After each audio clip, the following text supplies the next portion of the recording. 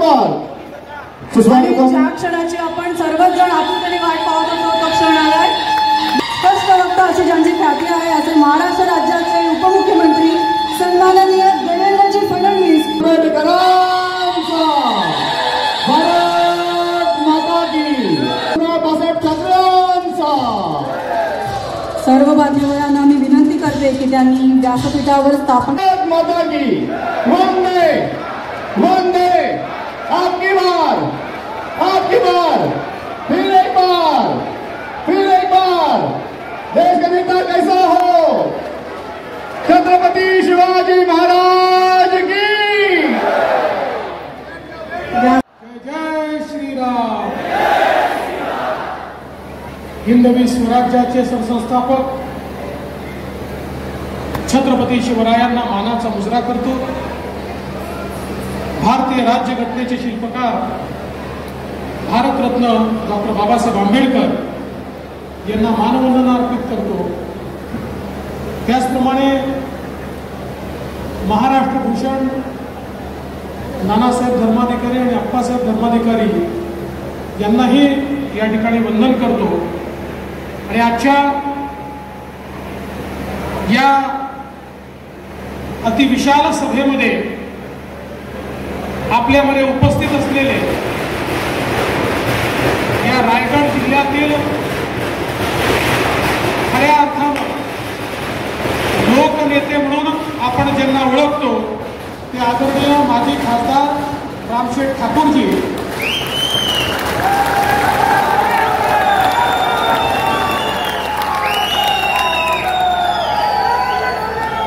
आपले उमेदवार आणि जे पनवेल मतदारसंघाच्या बूस्टर डोसमुळे रेकॉर्ड मताने तिसऱ्यांदा लोकसभेमध्ये जाणार आहे ते सुरेंद्रप्पा बांगे. या मतदारसंघाचे तरुण तडफदार आणि कार्यसम्राट आमदार प्रशांत ठाकूरजी, सन्माननीय बाळासाहेब पाटील, अभिलाषजी कोळी, नितीनजी पाटील, अरुण शेठ भगत, परेशजी ठाकूर, चारुशिलाताई घरत, प्रकाशजी देवदार, रामदासजी शेवाळे, प्रथमेश सोमड, कुंदाताई गोळे, महादेव पाटील, भीमसेन वाळी, शिवदास कांबळे, नरेंद्र गायकवाड, संदेश ठाकूर, योगेश चिले, नितीन काळे, अतुल चव्हाण, मनीषाताई ठाकूर. मंचावरील सर्व मान्यवर, कोणाचं नाव सुटलं असेल तर लिस्ट तयार करणाऱ्याची चूक आहे, माझी चूक नाही आहे, तरी देखील मी अधिक क्षमा मागतो. आणि या विराट संख्येने उपस्थित असलेल्या माझ्या सर्व माता भगिनी आणि बंधूंनो, तुमची संख्या पाहिल्यानंतर माझ्या मनात कुठलीच शंका उरलेली नाही की यावेळेस कारणे साहेबांकरता पिंपरी चिंचवडचा रेकॉर्ड पनवेल तोडणार. आमच्या प्रशांत दादांनी ठरवलंच आहे की सर्वात जास्त लीड हा प्रशांत दादा या मतदारसंघात घेणार.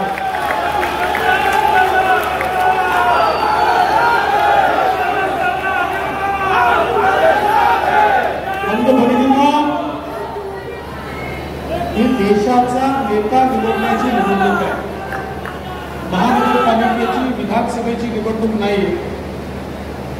तर ह्या देशाची कमान कुठल्या नेत्याच्या हाती द्यायची याचा फैसला करणारी निवडणूक आहे. कोणाच्या हातामध्ये हा देश सुरक्षित राहू शकतो, कोण या देशाला विकसित करू शकतो आणि कोण सामान्य माणसाच्या आशा आकांक्षा आणि अपेक्षा पूर्ण करू शकतो, अशा प्रकारचा नेता आपल्याला निवडायचा आहे. आणि हा नेता निवडत असताना दोनच पर्याय आपल्या जवळ आहेत. पहिला पर्याय, अखिल विश्वामध्ये सर्वाधिक लोकप्रिय असलेले आपले विकास पुरुष माननीय नरेंद्र मोदीजी, आणि मोदीजींच्या नेतृत्वात आपली महायुती, ज्यामध्ये एकनाथराव शिंदेजींच्या नेतृत्वातली शिवसेना आहे, अजितदादांच्या नेतृत्वातली राष्ट्रवादी काँग्रेस आहे, राज ठाकरेंची मनसे आहे, आठवले साहेबांची त्या ठिकाणी रिपब्लिकन पार्टी आहे, पिरिपा आहे, रासपा आहे, जनसुराज्य आहे, अशी वेगवेगळ्या पक्षांची मिळून मोदीजींच्या नेतृत्वातली आपली युती एकीकडे आहे आणि दुसरीकडे कोण आहे? राहुल गांधी. राहुल गांधींच्या नेतृत्वामध्ये 24 पक्षांची खिचडी. आता सवाल आपल्या समोर आहे, 2 आघाड्या तयार झाल्या आहेत, 2 ध्रुव तयार झाले आहेत, 2 नेते आम्हाला समोर आहे. कोणाच्या तरी एकाच्या हातामध्ये या ठिकाणी आपला देश द्यायचा आहे. बंधू भगिनींनो, मोदीजींच्या नेतृत्वातली आपली महायुती कशी आहे? ही विकासाची गाडी आहे, विकासाची मेट्रो आहे. याचं इंजिन नरेंद्र मोदीजी आहेत आणि बाकी सगळे पक्ष जे आहेत ते पक्ष बोगीच्या रूपानं या इंजिन सोबत धावतायत.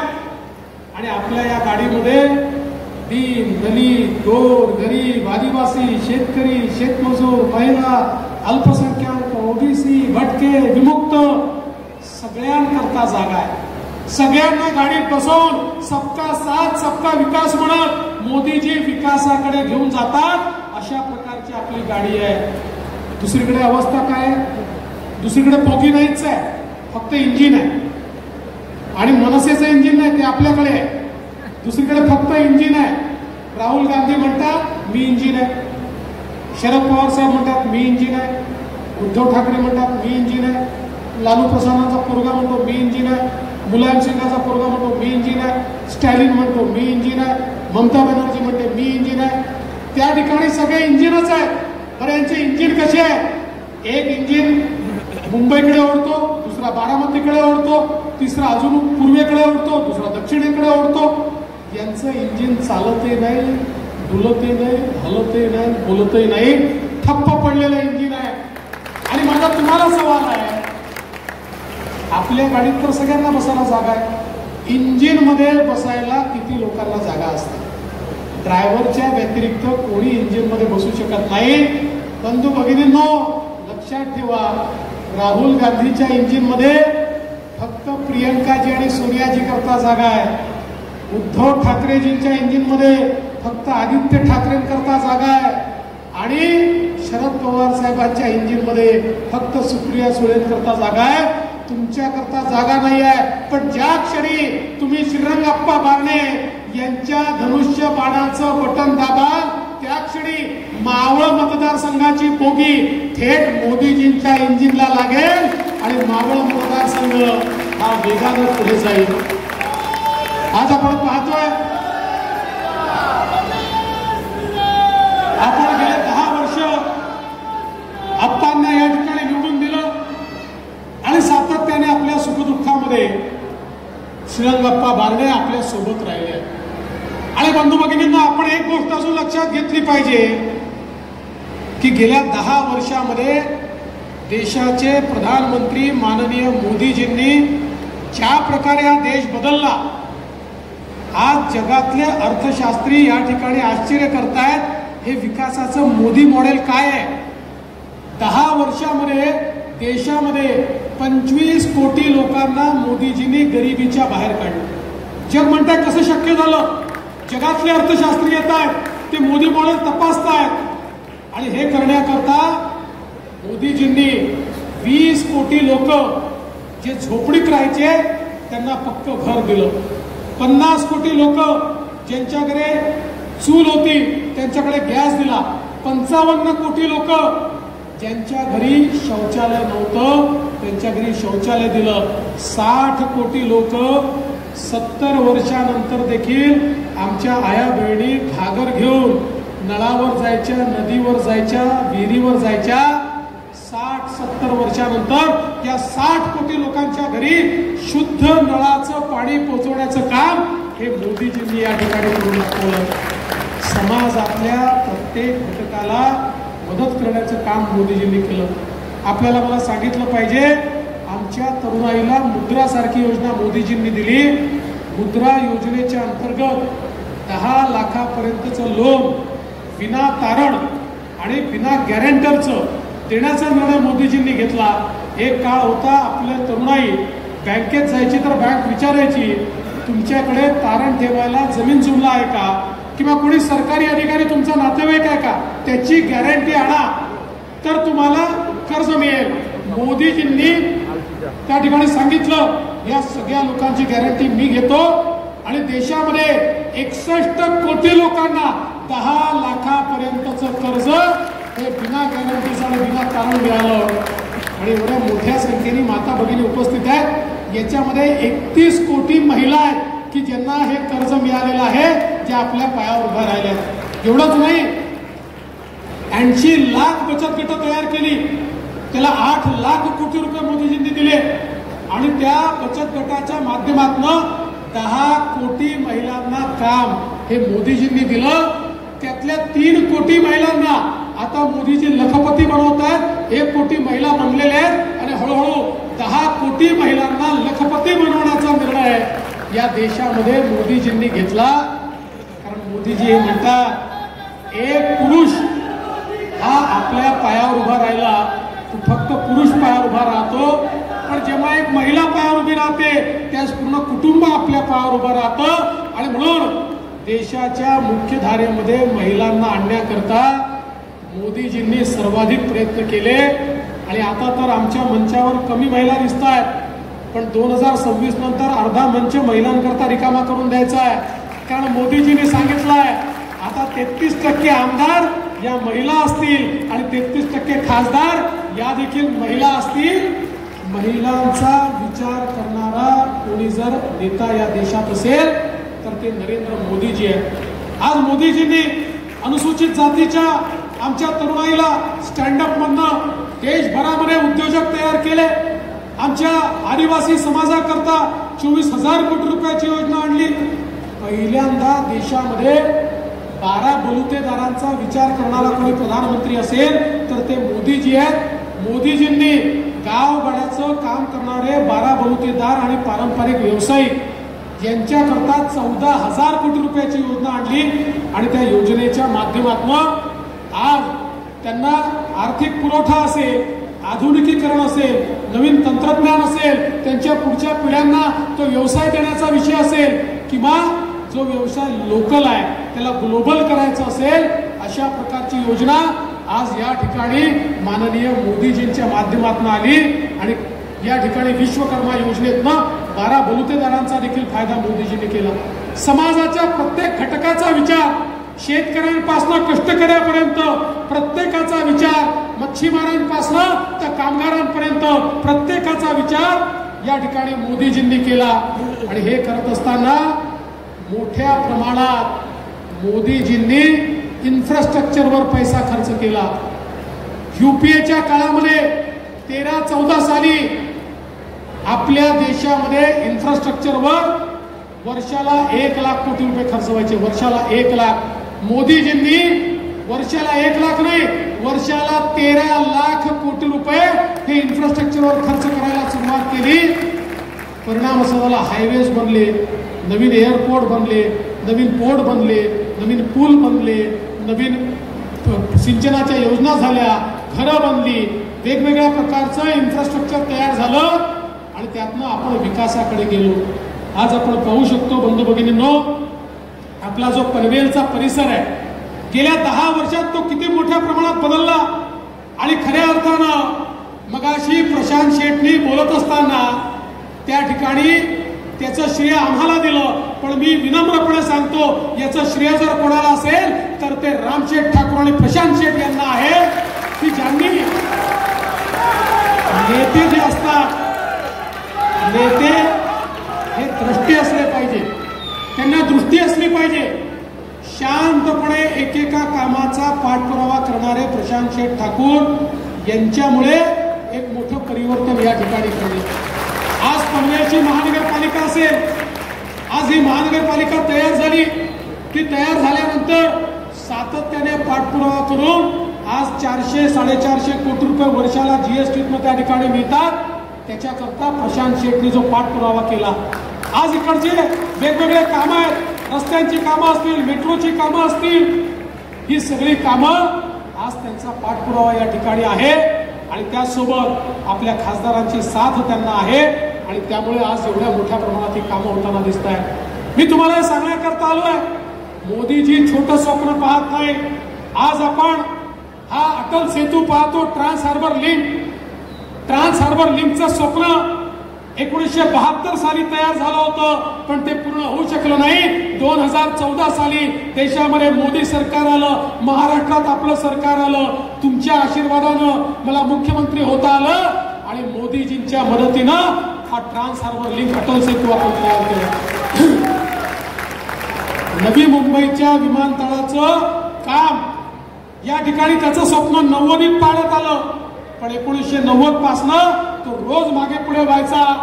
पण मला आनंद वाटतो, 14 साली मोदीजी त्या ठिकाणी प्रधानमंत्री झाले, आपलं सरकार आलं, आपण त्याचं काम सुरू केलं आणि मला विश्वास आहे या वर्षाच्या डिसेंबरमध्ये त्या ठिकाणून विमान उडेल आणि त्या ठिकाणी विमान उठेल. आणि चिंता करू नका, महाराष्ट्र सरकारने प्रस्ताव पाठवलेलाच आहे. ते विमान उतरत असताना आणि उडत असताना जी अनाउन्समेंट होईल ती हीच होईल की दिबा पाटील एअरपोर्टवर तुमचं या ठिकाणी स्वागत आहे आणि हे आपण निश्चितपणे करून दाखवू. बंधू भगिनींनो, हा जो अटल सेतू झालाय ना, हा साधा सेतू नाही आहे. आपल्याला मी सांगू इच्छितो, गेले 50 वर्ष या देशाला आर्थिक राजधानी म्हणून मुंबईने पूर्णपणे मदत केली. मुंबईने या देशाला एक आर्थिक पाठबळ दिलं. पण पुढच्या 20-25 वर्षात या ठिकाणी आर्थिक राजधानी जी आहे ती आमचा हा रायगड जिल्ह्याचा, पनवेलचा आणि नवी मुंबईचा पलीकडचा भाग ही खरी आर्थिक राजधानी होणार आहे.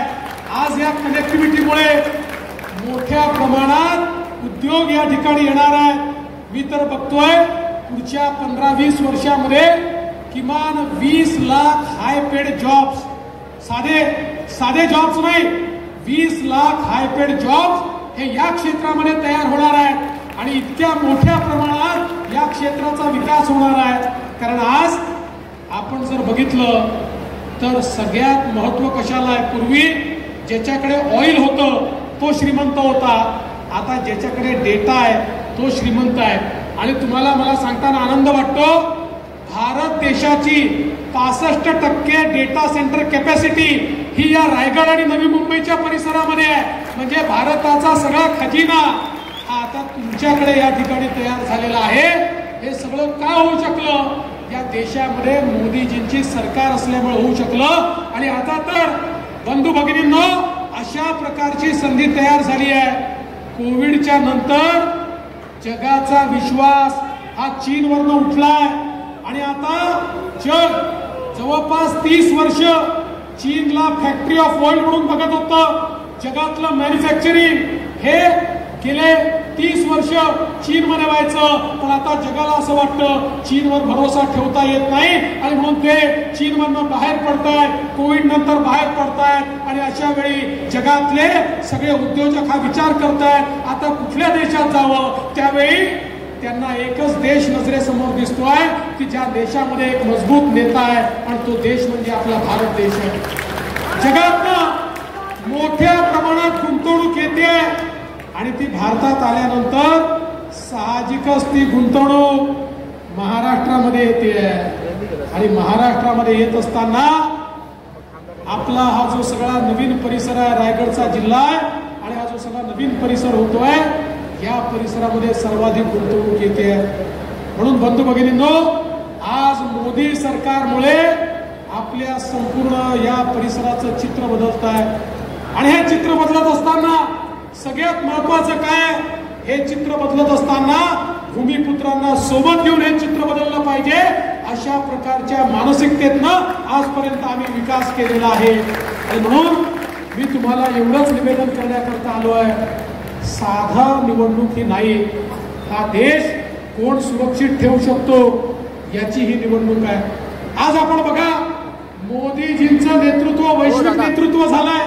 कोविडच्या काळामध्ये ज्यावेळी कोणी एकमेकाला त्या ठिकाणी नातं देखील दाखवत नव्हतं आणि लोक म्हणायचे करोडो लोक मरतील. मोदीजींनी या देशामध्ये एक लस तयार करून दाखवली आणि 140 कोटी लोकांपर्यंत ही लस पोहोचली.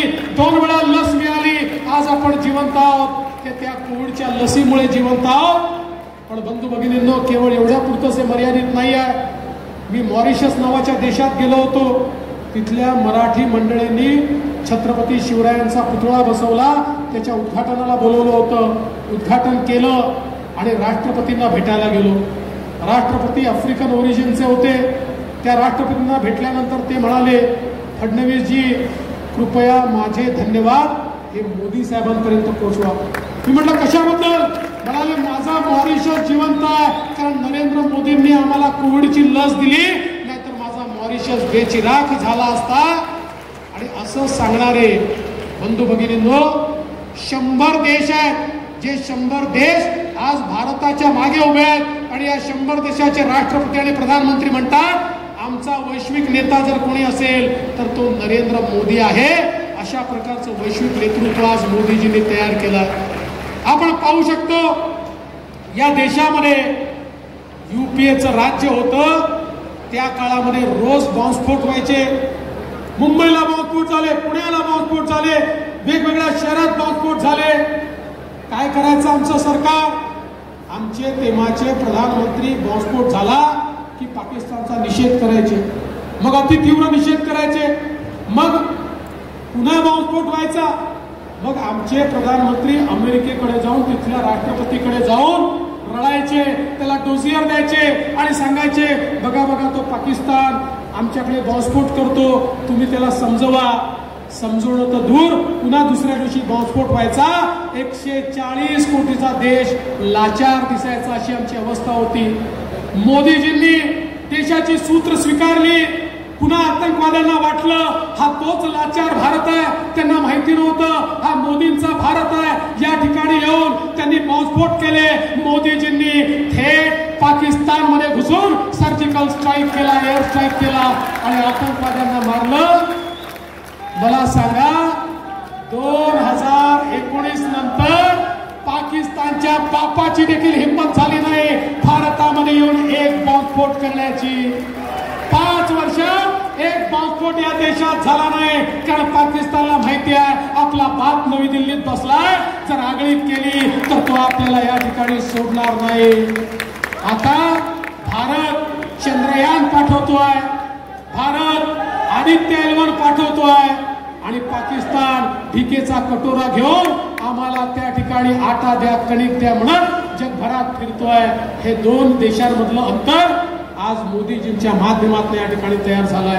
आणि म्हणून तुम्हाला माझं एवढंच निवेदन आहे, ज्या मोदीजींनी या देशाला बलवान देश केलं, आमची अस्मिता, आमचं राम मंदिर हे 500 वर्षानंतर पुन्हा एकदा आम्हाला त्या ठिकाणी मिळालं, अशा मोदीजींच्या पाठीशी उभं राहायचं आहे आणि त्यांच्या पाठीशी उभं राहण्याची संधी आपल्याला मिळाली आहे. बंधू भगिनींनो, या वेळचं मतदान हे भारताकरता मतदान आहे, हे भारताकरता मतदान आहे. आणि आपल्याला कल्पना आहे या ठिकाणी आपण प्रभू श्रीरामांना मानतो ना, मग जय श्रीराम.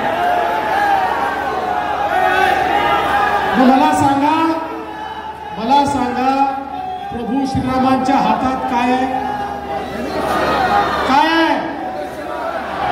शिंदे साहेबांच्या हातात काय आहे? बारणे साहेबांच्या हातात काय आहे? या मतदारसंघामध्ये मोदी साहेबांच्या हातात काय आहे? धनुष्यबाण. मग या धनुष्यबाणाची बटन तुम्ही दाबा. बंधू भगिनींनो, चिंता करू नका. आपल्या समोर अनेक नकली लोक त्या ठिकाणी निवडणुका लढतायत. ज्यांनी बाळासाहेबांचे विचार सोडले ते लोक देखील येऊन मत मागतायत.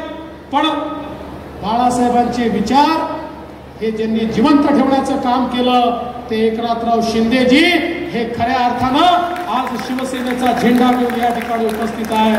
आपल्याला कल्पना आहे, हिंद हृदय सम्राट शिवसेना प्रमुख बाळासाहेब ठाकरेंनी सांगितलं होतं ज्या दिवशी काँग्रेस सोबत बसण्याची वेळ येईल त्या दिवशी शिवसेनेचं दुकान बंद करेन. पण त्यांच्याच सुपुत्रांनी त्या ठिकाणी काँग्रेस सोबत घरोबा केला। त्यामुळे उद्धव ठाकरे हे बाळासाहेबांच्या संपत्तीचे वारस असतील, पण त्यांच्या विचाराचे वारस हे या ठिकाणी एकनाथराव शिंदे आहे। आणि म्हणून बंधू भगिनींनो, या 13 तारखेला धनुष्यबाणाचं बटन दाबून मोदीजींना मजबूत करा। तुम्ही धनुष्यबाणाचं बटन दाबलं की अप्पा बारण्यांना तर मत मिळतच, पण मोदीजींना देखील तुमचे आशीर्वाद मिळतात। ते आशीर्वाद द्या एवढीच विनंती करतो आणि माझं बोलणं संपवतो। धन्यवाद। जय हिंद, जय महाराष्ट्र।